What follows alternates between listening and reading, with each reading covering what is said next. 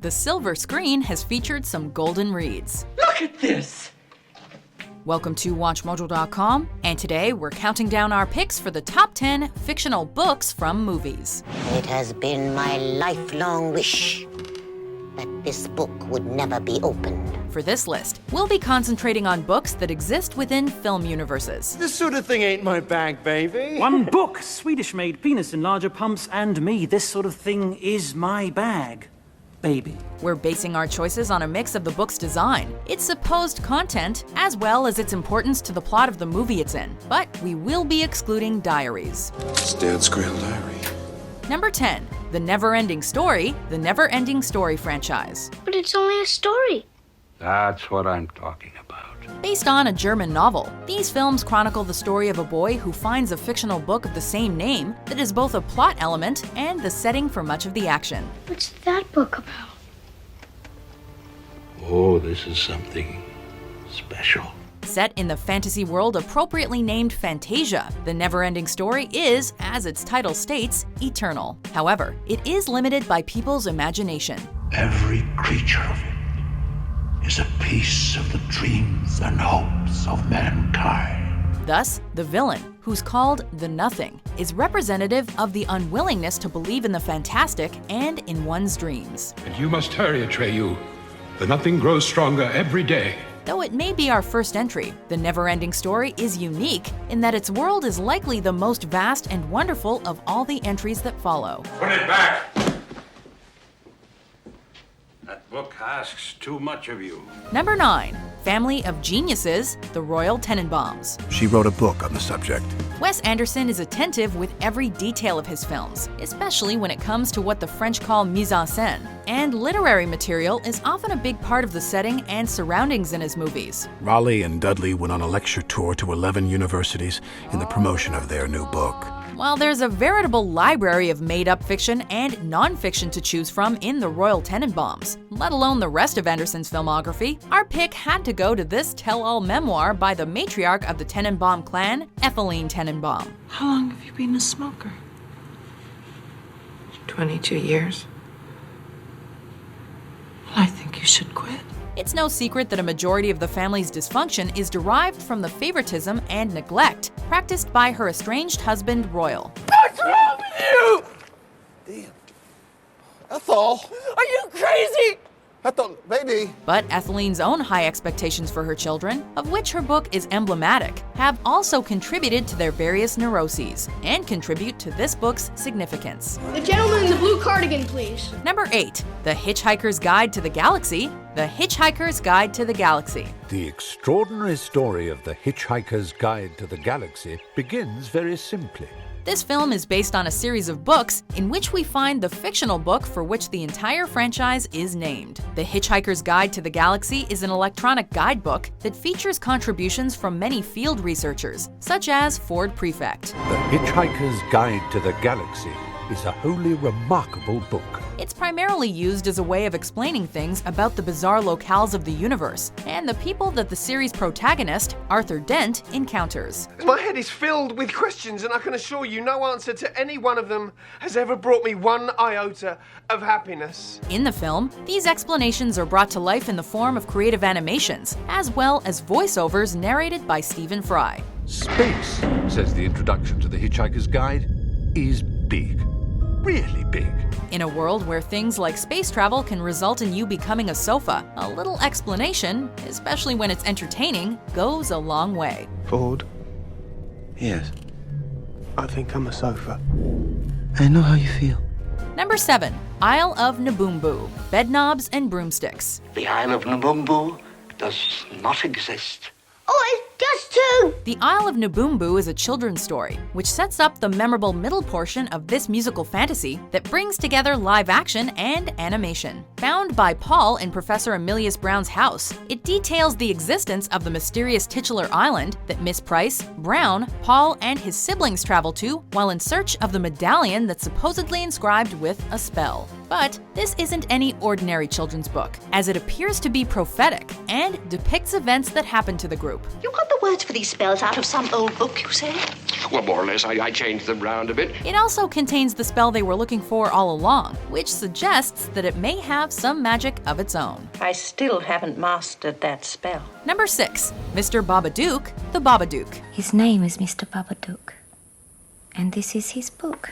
The only pop-up book on our list, this mysterious children's story introduces us to the title monster, the Babadook, and sets the stage for the psychological horror film. Insisted on talking to this bloody Babadook thing all day, just talking to the air. It freaked me out. Like several of our other entries, this book is alive, but not exactly in the same way as the rest. The pop-up monster torments anyone who becomes aware of its existence, grows stronger the more someone tries to deny it's real, and is capable of possession, making for a surprisingly scary and inventive horror creature. I don't want you to go away.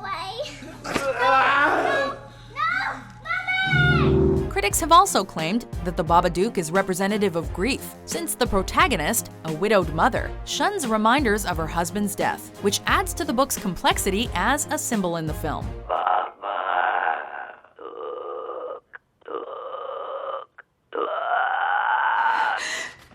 Number 5. The Misery series, Misery. You're just another lying old dirty birdie. Fiction of all kinds can elicit fanaticism. Misery, a film based on the book of the same name by Stephen King, is one such example. She can't be dead.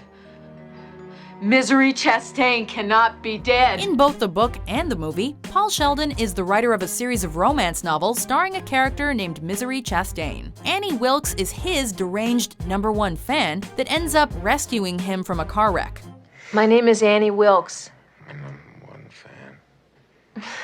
Yes, that's right. I'm also a nurse. Using her power over him in his injured state, she forces the novelist to write a return for Misery, whom Paul killed in his latest novel. You're gonna write a new novel. Your greatest achievement ever. Misery's Return. Kathy Bates' Oscar-winning depiction of Annie's obsession has ensured that the Misery series will remain a cautionary example of fandom gone too far. I'll take good care of you. I'm your #1 fan. Number 4. The Philosophy of Time Travel, Donnie Darko. Philosophy of Time Travel. Roberta Sparrow?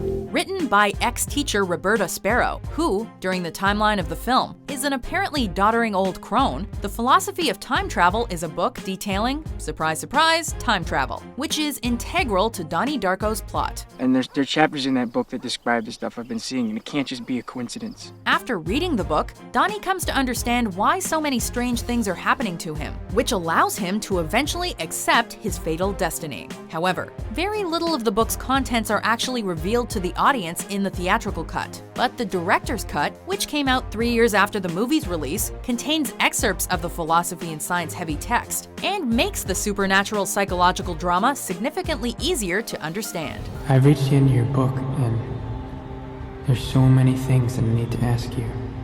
Number 3. Handbook for the Recently Deceased, Beetlejuice. Handbook for the Recently Deceased. Deceased. This guide for spirits, ghosts, and other beings new to the afterlife appears upon Barbara and Adam Maitland's return to their former home, which they're now destined to haunt following their deaths. However, the book is not exactly user-friendly, as the Maitlands soon discover. This book reads like stereo instructions. Listen to this. Many of the couple's struggles in the film are due to the book's impenetrable instructions and the generally problematic bureaucracy of the afterlife. This book is so stupid, I can't understand anything in it. However, the denseness of its pages becomes the least of the Maitlands' problems when an unfortunate living person attempts to materialize them using directions found in the book, the unintended side effect of which is the rotting of their spiritual forms. As fate would have it, their only hope becomes the manic charlatan that gives the film its name. Okay, have you been studying the manual? Well, we tried.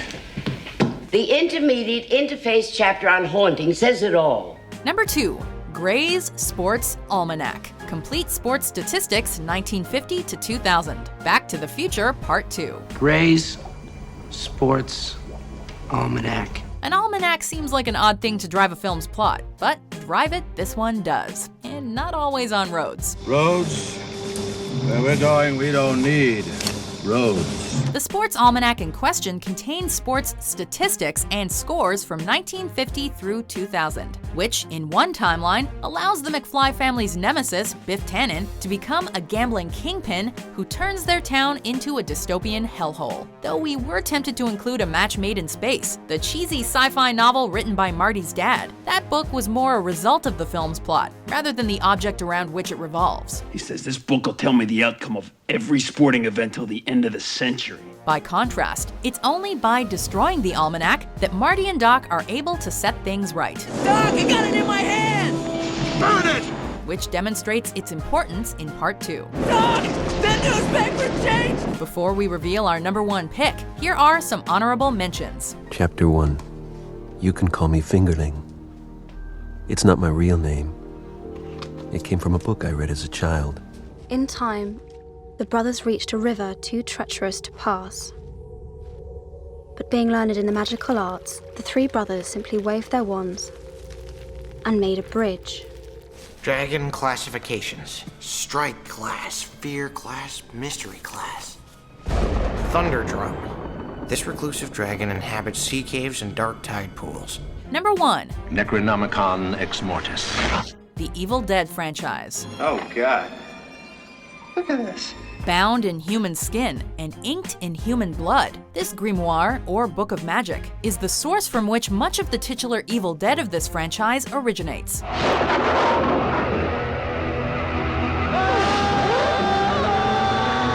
And is likely inspired by the similarly named fictional book invented by H.P. Lovecraft. It deals with demons, demon resurrection, and those forces which roam the forest. Reciting from the Book of the Dead usually results in terrors being unleashed upon the unsuspecting reader, or even anyone listening to a recording of someone reading it. With the face-like impressions on its cover, you could safely say that the Necronomicon Ex-Mortis, also known as the Nacharam Dumanto, has a bit more personality than most of the entries on our list. Given that it's the catalyst for nearly every event in the Evil Dead universe, as well as one of modern cult horror's most notorious antagonists, then it should come as no surprise that it's also our number 1 pick.